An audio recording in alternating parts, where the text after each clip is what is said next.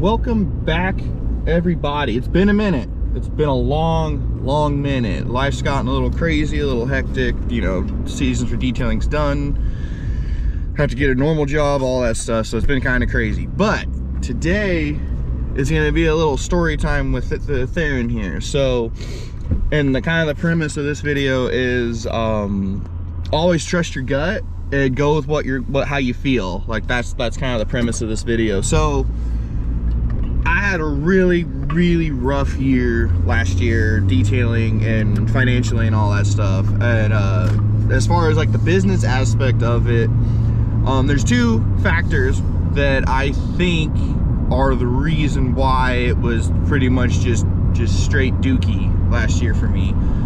And unfortunately, one reason I think is kind of too on the nose is the way the economy is. But nobody can afford anything. I mean, I had jobs lined up and everything, and contract deals lined up to the point where I didn't have to get a winter job to feed the family and animals and everything and like live.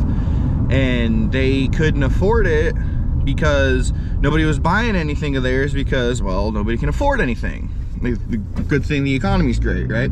But for me personally, I think it was some bad juju that got put on me. Now, around, I think it was like February earlier this year, or I guess last year now, there was a customer, and he lives about 10 houses down from me, so I guess he's technically a neighbor.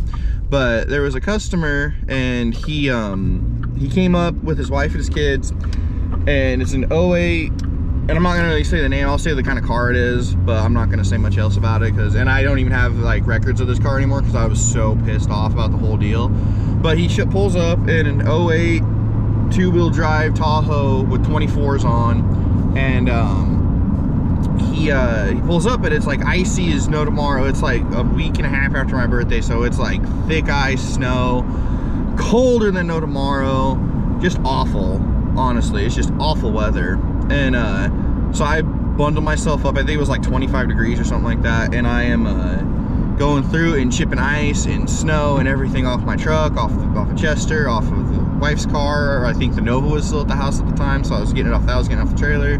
There's just a lot of things I was doing, and all like de-icing everything and making sure stuff turned on and everything. And he pulls up and he goes, "Hey, I want to get a detail." And I was like, "Cool, just looking for interior, full, exterior, what do you want to do?" He's like, "I want to do the whole thing." I'm like, "All right, cool, when do you want it done?" And he goes, "I'd like it done by tomorrow." All right. So I kind of looked at him funny, and I was like, "You realize it's like 20 degrees outside. Like, the moment water touches those sails, because I don't have a shop, my garage is too small, and he doesn't have a garage. Like, there's no right way to do it right now." And or at the time, and he was like, "Oh, I want the whole thing done." I'm like, "Oh, all right, but it's not gonna happen. I can do the interior today or tomorrow," I think I told him, "but I'm not touching that car with water." I was like, "because as soon as that truck gets wet, it's gonna ruin your seals, and then you're gonna be knocking on my door to fix the damages, and I'm not putting myself in that position to do that."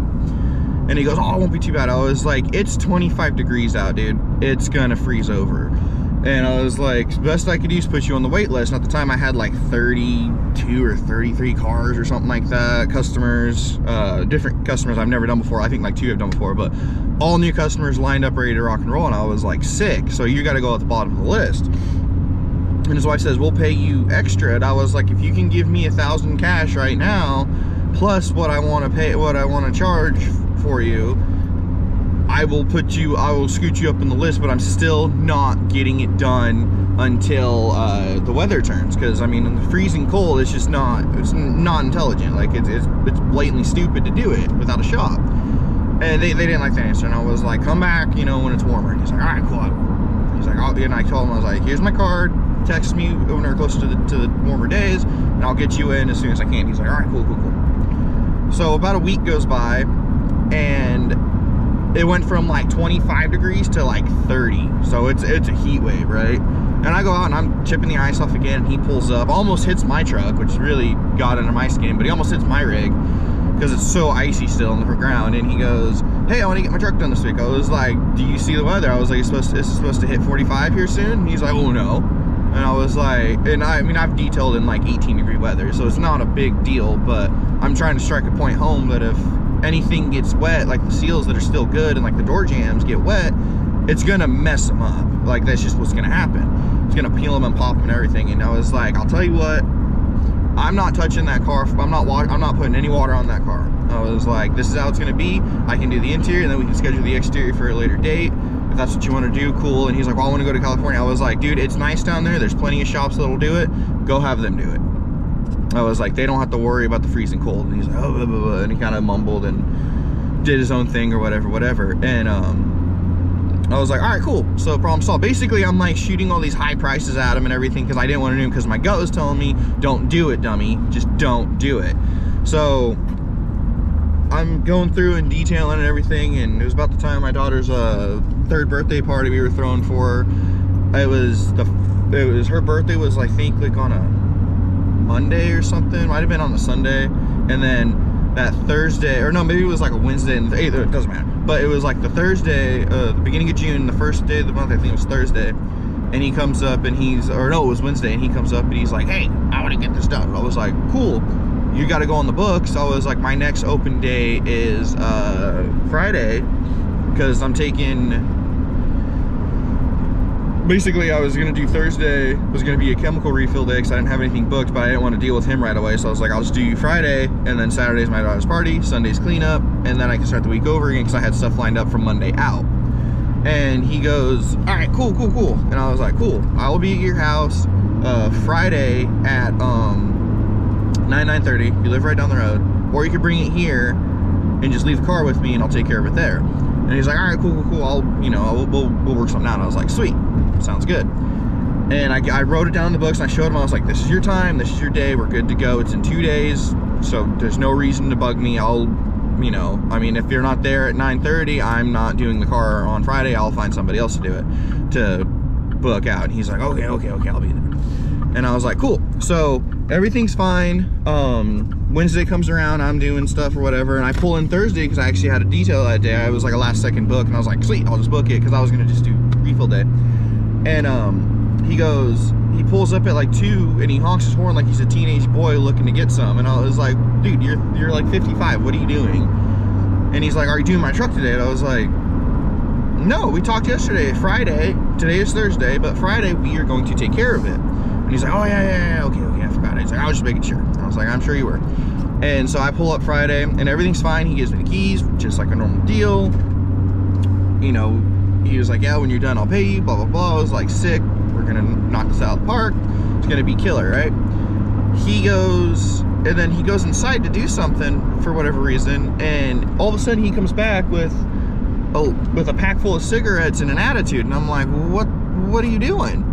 And as I'm vacuuming and shampooing and doing my brush technique and all that stuff in the car, he's sitting there smoking a cigarette in my face and like blowing smoke in my face and everything. And I'm like, what the hell?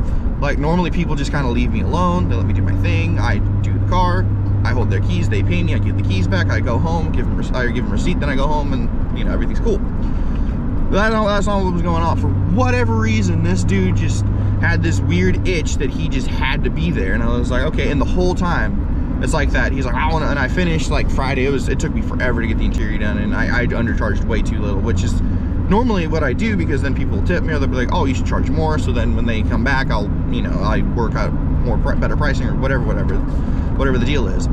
And he's like, well, I want to pay you something. I was like, the job's not done, I don't want payment. I should have taken payment. Now that I know, hindsight of how everything went down. And I was like, dude, I'm gonna come back Sunday, finish the exterior, we're gonna do it, because I had to like clay bar the truck and everything. Like, it was a task. Like, I understand why a shop was gonna charge him like $500 for it. And so I come in, I give it another bath. He wants me to redo the interior, and I tell him no, because it's gonna cost him more, because the interior was spotless. Like, you could lick that carpet and it was clean. Not a drop of hair was on it, or dirt or anything. And he just was like, I want you to redo it. I was like, well, it's gonna cost you more. And then he's like, oh, never mind then. I was like, all right, cool, let me just do the exterior. So I went through and I clay barred it and everything. And if anybody's ever done clay bar, when you do it, like, it leaves like a milky residue on the paint. And so that's kind of like, you wipe it down, or that's where you give get rid of it, whatever. Like, anybody who's Clay Bar understands what I'm talking about. And maybe I'll do a video on that coming up when the season picks back up, or a more full start coming in. And you know, so everything was fine. It was whatever. And I go through Clay Bar the whole truck. I'm, you know, doing touch-ups on it, seeing where I need to fix A, B, or C, or D, whatever. And I went to the wrong store. That's fine. We'll look at it real quick. And so everything's like, I'm just kind of doing this whatever thing.